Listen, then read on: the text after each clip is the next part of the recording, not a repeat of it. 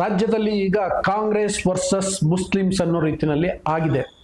Davanagere by ಎಲೆಕ್ಷನ್ನಲ್ಲಿ Congress ಪಕ್ಷ Muslim ನಾಯಕರ ಮೇಲೆ ನಿರ್ದಾಕ್ಷಿಣ್ಯವಾಗಿ ಕ್ರಮ ಕೈಗೊಂಡಿದ್ದರಿಂದ ಈ ರೀತಿಯ ಚರ್ಚೆ ಆಗ್ತಿದೆ. ಆದರೆ ಈ ಬೆಳವಣಿಗೆಗೆ ಈಗ ಒಂದು ಹೊಸ ಟ್ವಿಸ್ಟ್ ಸಿಕ್ಕಿದೆ.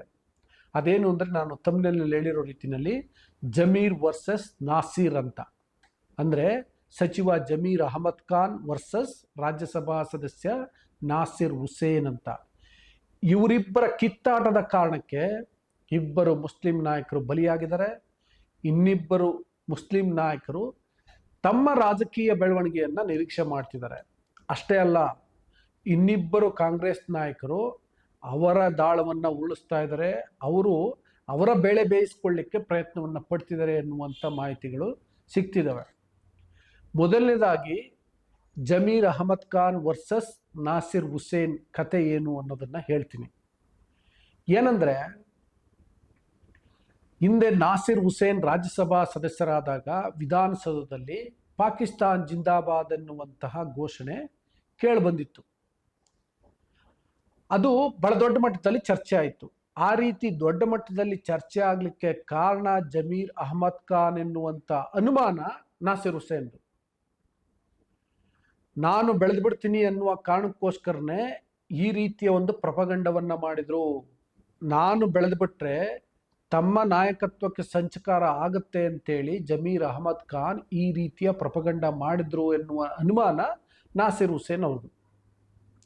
ಯಾಕೆಂದರೆ ನಾನು ದೆಹಲಿ ಮಟ್ಟದಲ್ಲಿ ರಾಷ್ಟ್ರೀಯ ನಾಯಕರ ಸಂಪರ್ಕದಲ್ಲಿದ್ದೇನೆ. AICC ಅಧ್ಯಕ್ಷ ಅಂತ ಮಲ್ಲಿಕಾರ್ಜುನ್ ಖರ್ಗೆ ನನಗೆ ಆಪ್ತರು, ಅಥವಾ ಅವರ ಪರಮ ಶಿಷ್ಯ ನಾನು. ರಾಜ್ಯ ಕಾಂಗ್ರೆಸ್ ಉಸ್ತುವಾರಿ ರಣದೀಪ್ ಸಿಂಗ್ ಸುರ್ಜೇವಾಲಾ ನನಗೆ ಚೆನ್ನಾಗಿ ಗೊತ್ತು. ಮಲ್ಲಿಕಾರ್ಜುನ್ ಖರ್ಗೆ ಮತ್ತು ಸುರ್ಜೇವಾಲಾ ಅವರನ್ನು ಬಳಸ್ಕೊಂಡು ನನ್ನನ್ನು ಮುಗಿಸ್ಬಿಡ್ಬೋದು ಎನ್ನುವಂಥ ಅನುಮಾನದಿಂದ ಜಮೀರ್ ಅಹಮದ್ ಖಾನ್ ನನ್ನ ವಿರುದ್ಧ ಸ್ಟ್ರಾಟಜಿ ಮಾಡಿದರು. ಪಾಕಿಸ್ತಾನ್ ಜಿಂದಾಬಾದ್ ಘೋಷಣೆ ಬಗ್ಗೆ ಬಹಳ ದೊಡ್ಡ ಮಟ್ಟದಲ್ಲಿ ಚರ್ಚೆ ಆಗೋ ರೀತಿಯಲ್ಲಿ ಮಾಡಿದರು ಅನ್ನುವಂಥ ಅನುಮಾನ ನಾಸಿರ್ ಹುಸೇನ್ ಅವರು. ಅದರ ಸೇಡನ್ನು ಈಗ ತೀರಿಸ್ಕೊಳ್ಳಿಕ್ಕೆ ಹೊರಟಿದ್ದಾರಂತೆ ನಾಸಿರ್ ಹುಸೇನ್. ಜಮೀರ್ ಅಹಮದ್ ಖಾನ್ ಈಗ ಹಳ್ಳಕ್ಕೆ ಬಿದ್ದಿದ್ದಾರೆ. ಹಳ್ಳಕ್ಕೆ ಬಿದ್ದಾಗಲೇ ಮುಗಿಸ್ಬಿಡ್ಬೇಕು ರಾಜಕೀಯವಾಗಿ ಅಂತ ನಾಸಿರ್ ಹುಸೇನ್ ಈ ರೀತಿಯ ತಂತ್ರವನ್ನು ಮಾಡಿದ್ದಾರೆ ಅಂತೇಳಿ ಈಗ ಮುಸ್ಲಿಂ ನಾಯಕರ ನಡುವೆ ಮತ್ತು ರಾಜ್ಯ ಕಾಂಗ್ರೆಸ್ ನಾಯಕರ ನಡುವೆ ಚರ್ಚೆ ಆಗ್ತಿದೆ. ಮತ್ತೊಂದೇನಪ್ಪ ಅಂತಂದರೆ, ಈಗ ರಾಜ್ಯದಲ್ಲಿ ಮುಸ್ಲಿಂ ನಾಯಕ ಅಂತ ಅಂದರೆ ಅದು ಜಮೀರ್ ಅಹಮದ್ ಖಾನ್ ಅನ್ನೋ ರೀತಿಯಲ್ಲಿ ಆಗ್ಬಿಟ್ಟಿದೆ. ಇದಾಗಬಾರ್ದು.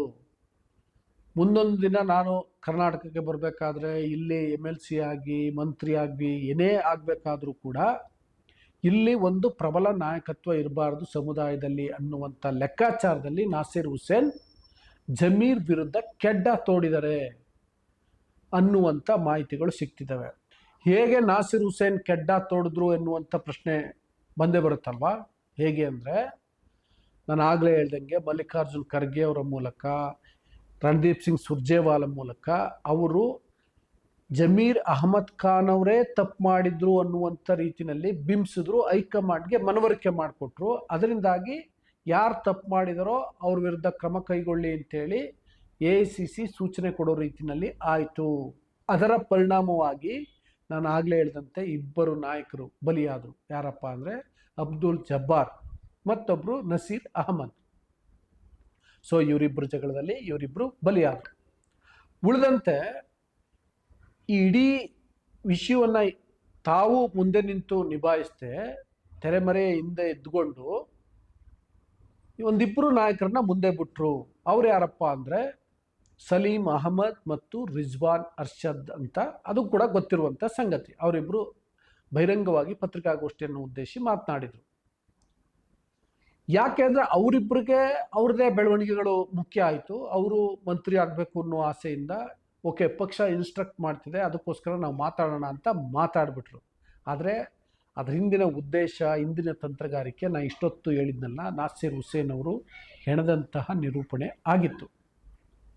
ಸೊ ಹೀಗೆ ಇಬ್ಬರು ಮುಸ್ಲಿಂ ನಾಯಕರ ಮೇಲೆ ಕ್ರಮ ಆಯಿತು. ಇನ್ನಿಬ್ಬರು ಮುಸ್ಲಿಂ ನಾಯಕರು ತಮ್ಮ ರಾಜಕೀಯ ಬೆಳವಣಿಗೆಗಳಿಗೋಸ್ಕರ ಈ ಕೆಡ್ಡಕ್ಕೆ ಬಿದ್ದುಬಿಟ್ರು. ಉಳಿದಂತೆ ಕಾಂಗ್ರೆಸ್ ನಾಯಕರಿಬ್ಬರು ತಮ್ಮ ದಾಳವನ್ನು ಉರುಳಿಸಿದ್ರು ಅಂದಲ್ಲ. ಅವ್ರು ಯಾರಪ್ಪ ಅಂದರೆ, ಒಂದು DK ಶಿವಕುಮಾರ್, ಇನ್ನೊಂದು ರಣದೀಪ್ ಸಿಂಗ್ ಸುರ್ಜೇವಾಲಾ. ಡಿ ಕೆ ಶಿವಕುಮಾರ್ ಅವ್ರಿಗೂ ಕೂಡ ಜಮೀರ್ ಅಹಮದ್ ಖಾನ್ ಅವರನ್ನು ಅಣಿಬೇಕು ಅನ್ನುವಂಥ ಉದ್ದೇಶ ಇತ್ತು. ಯಾಕೆ ಅಂದರೆ ಜಮೀರ್ ಮುಖ್ಯಮಂತ್ರಿ ಸಿದ್ದರಾಮಯ್ಯ ಅವರ ಪರಮಾಪ್ತ, ಪದೇ ಪದೇ ಸಿದ್ದರಾಮಯ್ಯ ಅವರೇ 5 ವರ್ಷಕ್ಕೂ ಮುಖ್ಯಮಂತ್ರಿ ಆಗಿರಬೇಕು ಅಂತ ಪ್ರತಿಪಾದಿಸುವಂತಹ ನಾಯಕ. ಆ ಕಾರಣಕ್ಕೋಸ್ಕರ ಜಮೀರ್ ಅವ್ರನ್ನ ಹಣಿಬೇಕು ಅಂತೇಳಿ ಡಿ ಕೆ ಶಿವಕುಮಾರ್ ಈ ಸಂದರ್ಭವನ್ನು ಬಳಸ್ಕೊಳ್ಳಿಕ್ಕೆ ಪ್ರಯತ್ನವನ್ನು ಮಾಡಿದರು. ಜೊತೆಗೆ ಜಮೀರ್ ಜೊತೆಗೆ ಇದ್ದವರು ಅಬ್ದುಲ್ ಜಬ್ಬಾರ್ ಮತ್ತು ನಸೀರ್ ಅಹಮದ್ ಅವರು, ಅವ್ರನ್ನ ನೋಡಿ ಈಗಾಗಲೇ ಕ್ರಮ ಕೈಗೊಂಡಿದೆ, ಅವ್ರ ಮೇಲೆ ಅವರನ್ನು ಅಣಿಯಲಾಗಿದೆ. ಆ ಮೂಲಕ ಸಿದ್ದರಾಮಯ್ಯ ಕ್ಯಾಂಪಿನ ಬಲವನ್ನು ನಿಷ್ಕ್ರಿಯಗೊಳಿಸೋದು ಡಿ ಕೆ ಶಿವಕುಮಾರ್ ಅವರ ಪ್ಲಾನ್ ಆಗಿತ್ತು, ಪ್ರಯತ್ನ ಆಗಿತ್ತು. ಇದರಲ್ಲಿ ರಣದೀಪ್ ಸಿಂಗ್ ಸುರ್ಜೇವಾಲಾ ಅವರ ಪಾತ್ರ ಏನು ಅಂತ ಕೇಳ್ಬೋದಲ್ವಾ. ಅವ್ರ ಪಾತ್ರ ಏನು ಅಂದರೆ ಡಿ ಕೆ ಶಿವಕುಮಾರ್ ಅವ್ರಿಗೆ ಸಪೋರ್ಟ್ ಮಾಡೋದು, ಡಿ ಕೆ ಶಿವಕುಮಾರ್ ಹೆಂಗೆ ಹೇಳ್ತಾರೆ ಹಂಗೆ ಕೇಳೋದು, ಡಿ ಕೆ ಶಿವಕುಮಾರ್ ಅವ್ರಿಗೆ ಪೂರಕವಾಗಿ ಏನು ಬೇಕು ತಂತ್ರಗಾರಿಕೆಯನ್ನು ಮಾಡೋದು. ಅದರಿಂದಾಗಿಯೇ ಡಿ ಕೆ ಶಿವಕುಮಾರ್ ಹೇಳಿದ್ರು ಅನ್ನೋ ಕಾರಣಕ್ಕೋಸ್ಕರ ಅಬ್ದುಲ್ ಜಬ್ಬಾರ್ ಅವ್ರನ್ನ ತೆಗೆದಾಕಲಿಕ್ಕೆ ಶಿಫಾರಸು ಮಾಡಿಸಿದ್ರು. ಮತ್ತು ಮುಖ್ಯಮಂತ್ರಿ ಸಿದ್ದರಾಮಯ್ಯ ಅವರಿಗೆ ಫೋನ್ ಮಾಡಿ ನಿಮ್ಮ ಪೊಲಿಟಿಕಲ್ ಸೆಕ್ರೆಟರಿ ನಸೀರ್ ಅಹಮದ್ ಅವರಿಂದ ರಾಜೀನಾಮೆಯನ್ನು ಪಡ್ಕೊಳ್ಳಿ ಅಂತ ಕೂಡ ಹೇಳಿದರು. ಡಿ ಕೆ ಶಿವಕುಮಾರ್ ಮತ್ತು ಸುರ್ಜೇವಾಲಾ ಅವ್ರಿಗೆ ಒಂದು ಉದ್ದೇಶ ಏನಪ್ಪ ಅಂದರೆ ಸಿದ್ದರಾಮಯ್ಯ ಅವ್ರನ್ನ ಕೆಳಗಿಳಿಸ್ಬೇಕು ಅನ್ನೋದು. ಅದರಿಂದಾಗಿ ಅವ್ರ ದಾಳವನ್ನು ಉಳಿಸಿದ್ರು, ಸಿದ್ದರಾಮಯ್ಯ ಕ್ಯಾಂಪನ್ನು ವೀಕ್ ಮಾಡುವಂಥ ಪ್ರಯತ್ನವನ್ನು ಮಾಡಿದರು. ಮೇಲ್ನೋಟಕ್ಕೆ ಇದು ಮುಸ್ಲಿಂ ನಾಯಕರ ನಡುವಿನ ಸಂಘರ್ಷ ಅಥವಾ ಇನ್ನೊಂದು ಅಂತ ಅನಿಸಿದ್ರು ಕೂಡ ಒಳಗೆ ಡಿ ಕೆ ಶಿವಕುಮಾರ್ ಮತ್ತು ಸುರ್ಜೇವಾಲಾ ಅವರ ಕಿತಾಪತಿಗಳು ಕುತಂತ್ರವೂ ಇತ್ತು. ಈಗ ಎಲ್ಲವೂ ಕೂಡ ಒಂದೊಂದೇ ಹೊರಗಡೆ ಬರ್ತಾ ಇದ್ದಾವೆ. ಈಗ ಲೇಟೆಸ್ಟ್ ಅಂದರೆ ಜಮೀರ್ ವರ್ಸಸ್ ನಾಸಿರ್ ಹುಸೇನ್ ಅನ್ನುವಂಥ ಸಂಗತಿ, ಅದನ್ನು ನಿಮ್ಮ ಮುಂದೆ ಇಟ್ಟಿದ್ದೀನಿ ವೀಕ್ಷಕರೇ.